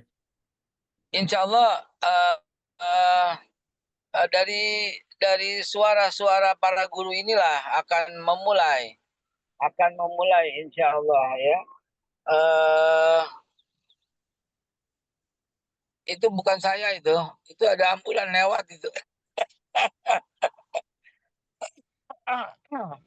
Insya Allah dalam waktu 1 minggu, 1 pekan maksimum, enggak insya Allah antara 1 dengan sampai tanggal 7 Januari kami akan undang semua guru-guru di MKI, semua guru-guru di acara Jumat Berkah untuk memberikan masukan kepada kami memberikan saran dan dengar pendapat kepada kami tentang langkah apa yang harus kami lakukan. Itu pertama. Yang kedua, dalam agenda itu, dalam antara tanggal 1 sampai dengan 7 Januari itu, kami juga akan membuka kesempatan kalau kata Kang Selo tadi itu fast track dalam pembuatan LPH yang kami prioritaskan untuk antum semua. Allahu Akbar. Masya Allah, tabarakallah. Allahu Kami Akbar. prioritaskan untuk antum semua pembuatan LPH yang rumit dan ngejelimet, tapi tidak untuk antum semua karena fast track. Ya, di mana LPH ini akan berperan sebagai perbaikan Indonesia dari sisi makanannya. Memang butuh satu generasi. Ya. Tapi ketahuilah generasi inilah yang akan kita banggakan di depan Rasulullah Shallallahu Alaihi Wasallam, di mana kita punya andil untuk memperbaiki generasi ini dari sisi makanan dan minuman. Saya ulangi lagi, kita punya andil. Sekali lagi, kita punya andil, di mana ini akan kita minta diaku sebagai umatnya Rasulullah dan kemudian mendapat ridho Allah. Andil inilah yang akan kita bersihkan nantinya ketika anak Indonesia memakan hanya makanan halal. Dia mudah menerima nasihat-nasihat para guru. Dia akan jijik melihat barang haram, baik zatnya, li zatihi maupun li ghairihi, dia akan jijik. Anak-anak kita akan jijik lihat korupsi. Dari mana? Dari membersihkan cara makannya. Anak-anak kita akan jijik melihat yang bukan haknya. Dari mana? Dari cara makannya kita perbaiki. Jadi baik zatnya maupun li ghairihi, dia akan jijik dengan riba. Kenapa bisa jijik dengan riba? Karena dia memperbaiki cara makannya. Dia hanya mau syar'i. Dia hanya mau yang demikian. Kenapa dia dalam jual beli nanti dia nggak akan terlibat dengan syirik, dengan apa namanya, dengan sogokan, dengan korupsi, dengan apapun gitu ya. Nauzubillah. Oh ya, LPH MKI Depok, LPH LKI Lombok, LPH MKI itu akan kita buat semua itu. Bengkulu, Masya Allah. Ini satu peluang yang luar biasa. Antara 1, 2, 3, 4, 5, 6, 7. Nantikan undangan kami resmi. Akan kami buat sebuah fast track. Akan kami undang semua. Dan ini insya Allah kita menjadi ada peluang ya untuk perbaiki cara makan anak-anak Indonesia yang pada hakikatnya akan menciptakan generasi baru yang unggul dari sisi syariah. Amin ya Allah ya Rabbal Alamin. Amin ya Demikian Allah ya sebagai Rabbal penutup. Alamin. Bay, ada sedikit dari jamaah pertanyaan nih, Bay ya. Boleh, Bay ya? Siap. Kalau soal batik ini bagian dari BPJPH juga, Pak, Bay? Kenapa? Kalau batik ya, karena ini ada pertanyaan dari Pak Agus, pengusaha batik. Ya, Assalamualaikum, lifestyle, Mbak Be. fashion. Para UKM batik ini sudah beredar himbauan untuk membuat sertifikasi halal batik nih. Yes, Dengan betul. undang-undang, ya. Betul sekali. Tadi advokat kita menceritakan bahwa diawali dengan makanan dan minuman di tahun 2024, ya, tahun depan atau 2026 ya, 2026 itu obat dan kosmetik harus halal. Maka 2 tahun berikutnya 2028 itu fashion. Dan yang melekat di tubuh termasuk kaos kaki, termasuk sepatu, termasuk baju itu harus halal gitu. Demikian akan ke sana nantinya. Kalau sekarang sudah dimulai, Anda sudah start awal. Dan kalau Anda sudah start awal, Anda akan menjadi pertama, maka Anda akan sulit dilupakan. Walaupun nanti akan ada yang ikut, tapi ketika fashion Anda misalnya satu-satunya batik halal, wah keren banget itu. Itu buat apa namanya, dari sisi ekonomi itu akan berdaya saing banget. Kalau umpamanya yang lain ngikut ya bisa saja, tapi Anda bisa pertama dan halal gitu. Seperti bank muamalat sekarang kan nggak ada yang bisa klaim lagi pertama dan murni syariah kecuali bank muamalat kan. Pertama dan murni syariah gitu. Jadi yang pertama insya Allah akan menjadi tren gitu ya. Silakan diusul dengan batik halal, menjadi batik pertama yang murni dan terjamin halalnya, gitulah kurang lebih. Pak Agus masih standby di Zoom monitor, Pak Agus. Silakan Pak Agus ingin menyampaikan. Masih. Masih. Silakan Pak Agus. Saya kasih waktu ya. Langsung to the point Boleh. Pak Agus. Ya. Assalamualaikum Mbak B. Salam. Mbak B, kita sudah ada himbauan ya untuk sertifikat halal. Tetapi yang menyulitkan persyaratan utama adalah bahan bakunya harus bersertifikat halal. Sedang bahan baku batik, katun, sutra, pewarna, dan malam tidak ada satupun yang punya sertifikat halal. Itu. Kenapa? Saya usul ya, kenapa tidak dari hulu atau produsen bahan bakunya itu yang disertifikat halal dulu? Itu. Karena kesulitan, kita tidak bisa mengisi form kalau bahan bakunya tidak halal gitu. Baik. Walaupun kita menjamin. Saya jelaskan begini. Tetapi secara lisan kan auditor tidak menerima begitu, Be. Itu, Baik. Be. Assalamualaikum. Waalaikumsalam. Saya jelaskan begini. Oh ya betul. Kami ada janji ini dengan Gerindra. Saya ingetin. Sebentar. Pak Taufik, saya ada janji sama beliau. Betul Pak, tadi saya udah. Oh, dia bilang ada janji sama saya. Silakan masuk di ruang tunggu sini dulu. Saya lagi zoom masih ya. Siap. Saya udah bilang cuma pengen ngopi. Saya zoom dulu ya. Betul yang antum katakan. Tetapi kami tidak bisa memaksa industri benang, jarum itu segalanya itu kami nggak bisa memaksa untuk dia halal karena jawabannya simpel buat dia kan belum tahunnya gitu. Kecuali makanan dan minuman kita bisa mandatorikan gitu ya. Tapi kalau industri yang lain obat belum, kosmetik belum, pakaian belum, kita belum bisa. Tapi kita hanya bisa menghimbau. Betul. Ya, yang Bapak katakan. Solusinya adalah mengajak mereka untuk melakukan sertifikasi halal. Pak, ini sama terjadi dengan restoran. Ada sebuah restoran sangat terkenal restoran ini. Mungkin kita masuk ke dalam restoran itu dan pernah makan di dalamnya. Restoran ini menyajikan steak gitu ya. Dia mengajukan sertifikat halal kepada kami. Setelah kami teliti, dia mengambil dari RPH rumah potong hewan yang belum halal, Pak. Maka nggak akan kami bisa berikan halal kepada restoran ini, gitu. Tapi penyembelihannya pakai Bismillah, pakai apa? Nggak bisa. Regulasinya nggak begitu, gitu. Sehingga saya sampai bercanda sama dia bilang begini, Bapak bisa kami berikan halal kalau ayam sudah numbuh gigi. Sampai ayam tumbuh gigi nggak akan bisa halal, Pak. Kalau Bapak ambil dari RPH itu. Kenapa? Karena RPH itu tidak menerapkan JPH. JPH itu jaminan produk halal. RPH itu rumah potong hewan. Maka dengannya kita nggak akan bisa lakukan sertifikasi halal. Karena itu Bapak harus dorong RPH itu untuk melakukan perbaikan. Di antaranya harus juleha dari kami, juru sembelih halal. Kalau Bapak punya juru sembelih, harus di training oleh kami, harus di authorization oleh kami, harus diakreditasi oleh kami juru sembelih halal itu. Karena nggak bisa, kita ada aturan regulasi yang membuat kita nggak bisa begitu saja mempercayakan amanah itu, kata Rasulullah kan ikat dulu ontaknya, baru kemudian bisa tawakal. Maka kita latih dulu LPH-nya, kita latih dulu juru sembelihnya, baru kita bisa jaminkan bahwa dia halal.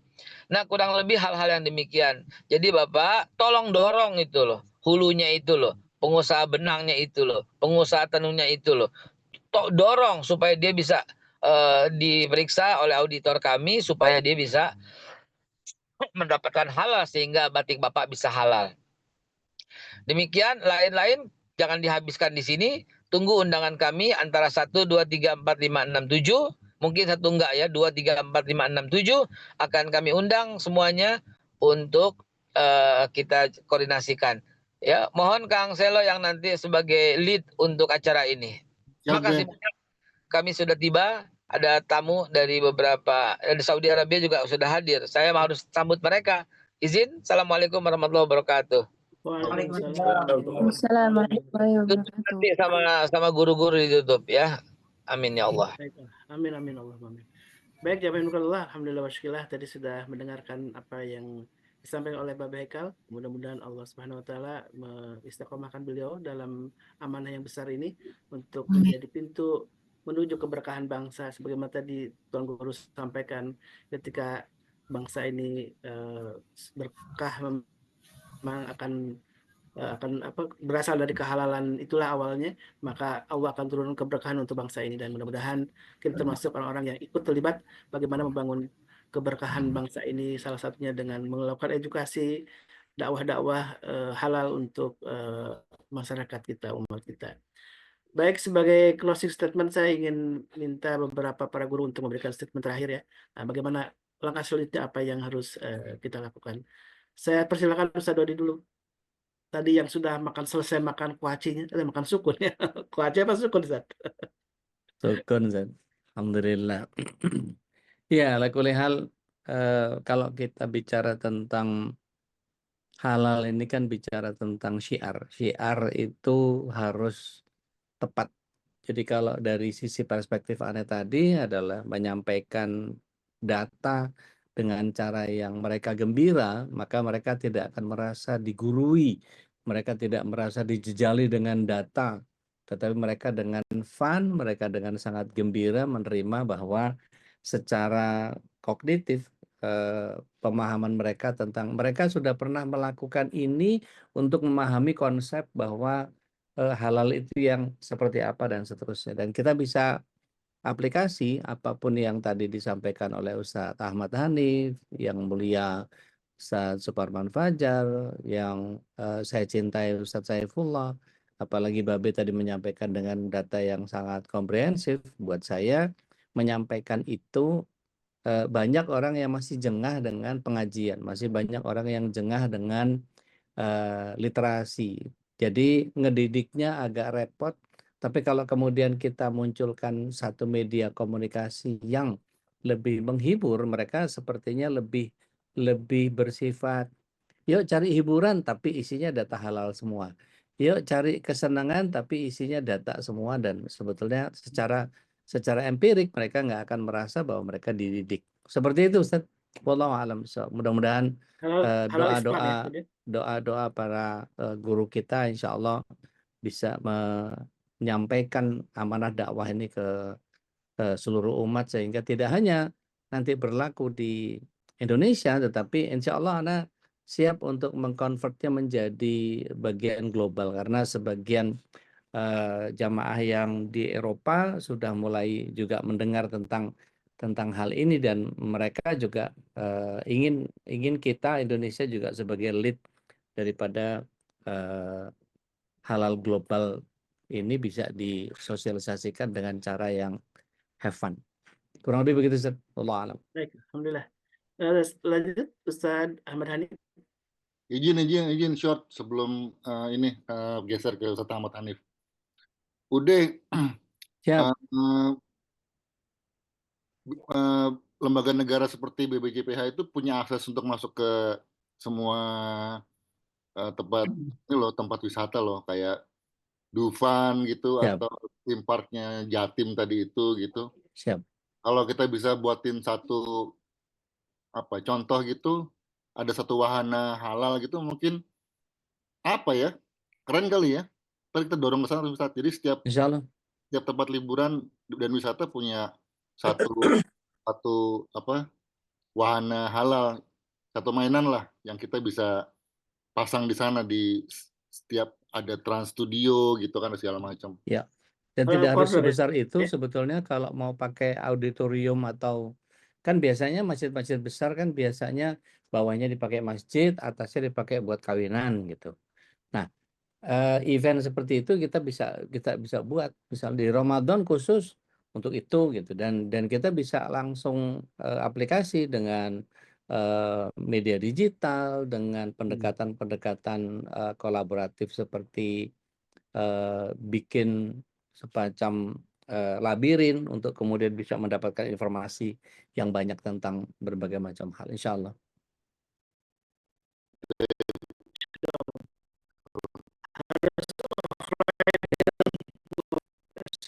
Kopi aja, kopi. Ngopi. Ya, alhamdulillah saya sangat menarik sekali ya tadi apa yang disampaikan oleh Ude. Mungkin saya tadi beberapa ini karena liburan ya, kebetulan kita kemarin ya mengajak anak-anak itu di Istiqlal itu lagi bikin waktu itu pameran itu ya, Harmoni ya. Dan itu memang disampaikan itu lebih ke seni ya, disampaikan permainan dengan pencahayaan dan lain sebagainya gitu ya. Tentu ini sangat ya membutuhkan ya kontribusi dari banyak seniman Muslim yang betul-betul care dan peduli juga ya pada edukasi dakwah seperti ini. Dan kembali kemudian ya kalau kami menekankan tadi bahwa tadi disampaikan data penduduk Muslim itu kan akan terus meningkat di tahun 2025 itu atau sampai 2030 kalau tidak salah itu 2,2 miliar. Nah, sampai pesan sehingga masing-masing orang Muslim itu peduli ya. Itu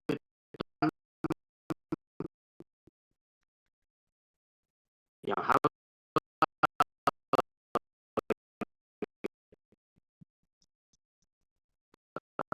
negara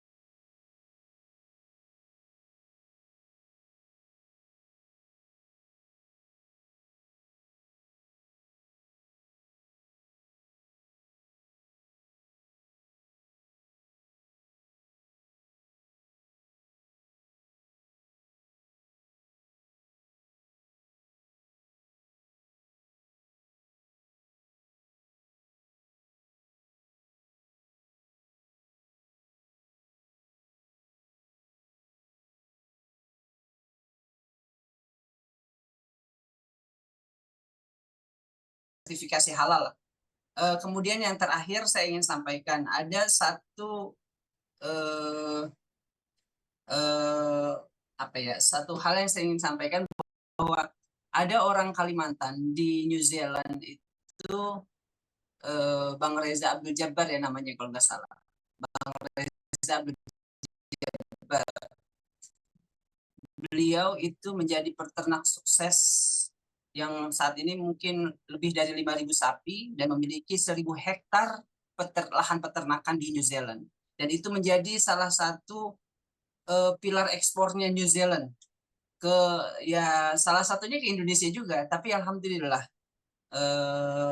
sapi-sapi yang diternak dan disembelih daging-dagingnya itu sesuai syariat. Mudah-mudahan kita semua bisa belajar dari keberhasilan teman-teman yang peduli tentang prinsip kehalalan dan ternyata mereka sukses seperti itu.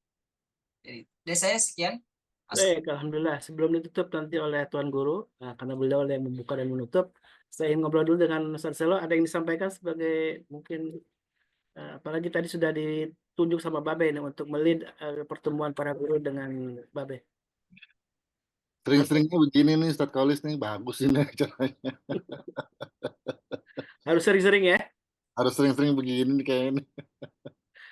Dan minimal sebulan sekali ya, gimana tuh? Iya, betul. Insya Allah lah menggabungkan para guru ya. Jadi banyak sekali diserahkan yang benar harus dikristalisasikan dan juga diaktualisasikan ya. Jadi ada karya konkret ya, insya Allah ya. Ngumpul, jangan nge-zoom. Iya betul. Ngopinya pakai Nuna tuh kata. Iya, insya Allah ya. Hari ini yuk ngopi. Bener nih, gue jabanin nih. Ayo. Ayo di mana yuk?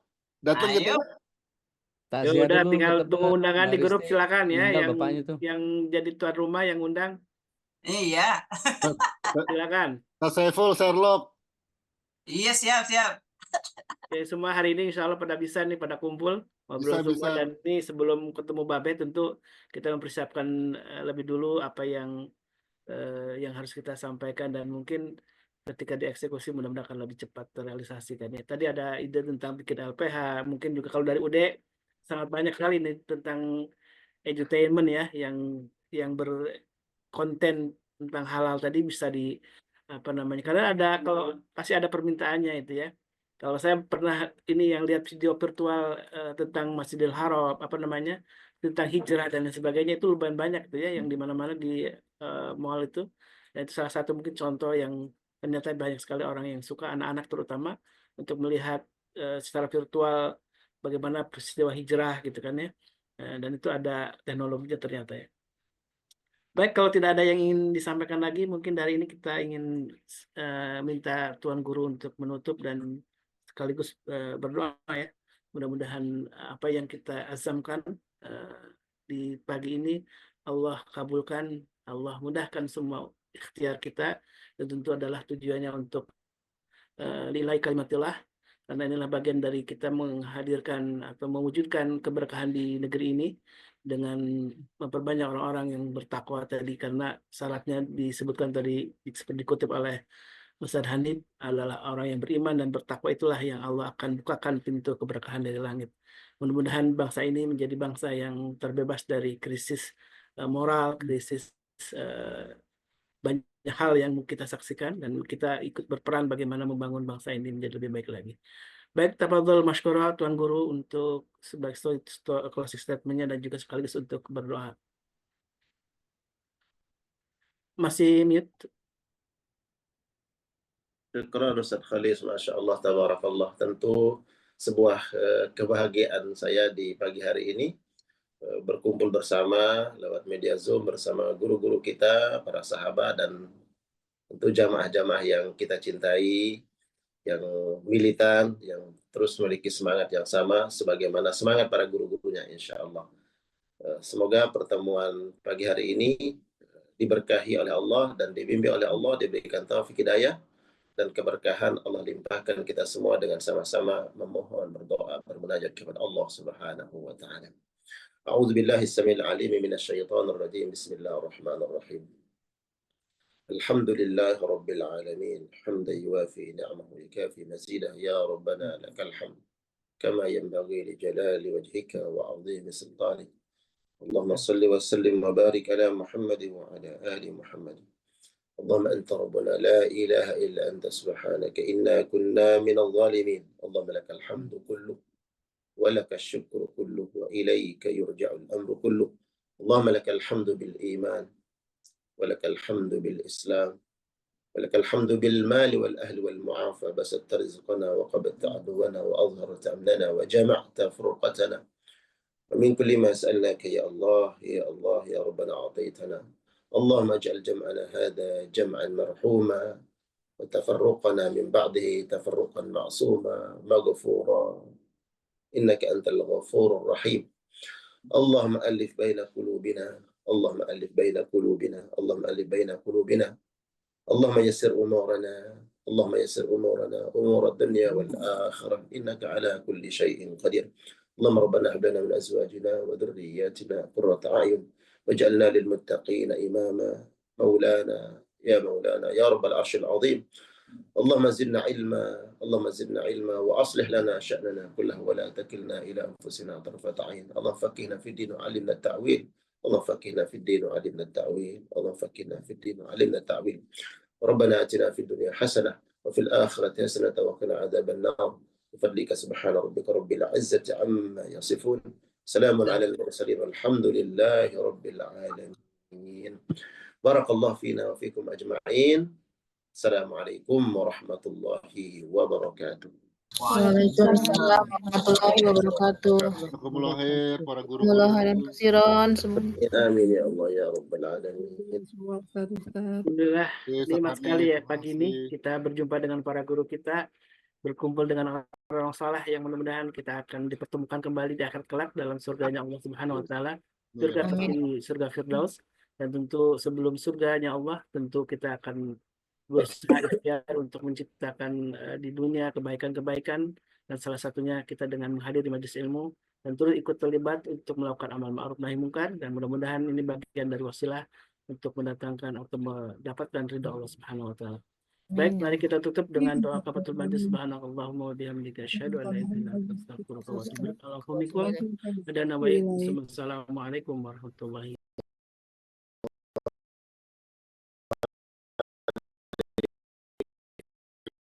Terima kasih Pak Selo.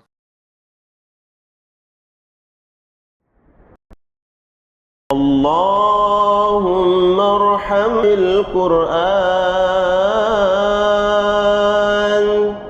waj'alhu lana imaman wa nuran wa hudan wa rahmah.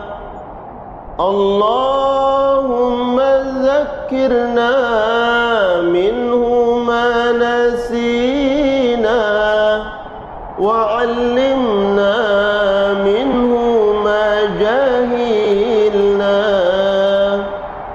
وارزقنا تلاوته